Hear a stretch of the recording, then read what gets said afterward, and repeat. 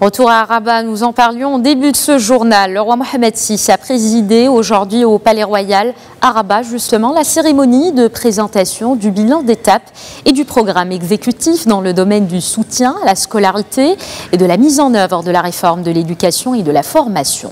Au début de cette cérémonie, le ministre de l'Éducation nationale et de la formation professionnelle, Saïd Hamzazi, a prononcé une allocution devant le souverain. Il a souligné que ce programme, élaboré conformément aux orientations royales, s'inscrit en droite ligne du discours adressé à la nation à l'occasion du 19e anniversaire de l'accession du roi Mohamed VI au trône et de celui prononcé à l'occasion du 65e anniversaire de la révolution du roi et du peuple. C'était le 20 août dernier. Ce nouveau programme prend en compte les recommandations de la vision stratégique de la réforme 2015-2030 pour une école de l'équité, de la qualité et de la promotion. Il traduit l'importance stratégique que revêt le secteur de l'éducation et de la formation en relation avec l'avenir des générations montantes.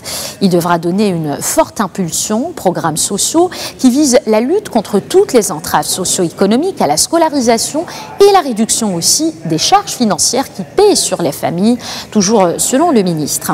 Dans ce sens, le programme Tayssir d'appui financier conditionnel sera consolidé, sans oublier la mise en œuvre du programme de généralisation et de développement de l'enseignement préscolaire et le renforcement des prestations d'hébergement, de restauration et de transport scolaire.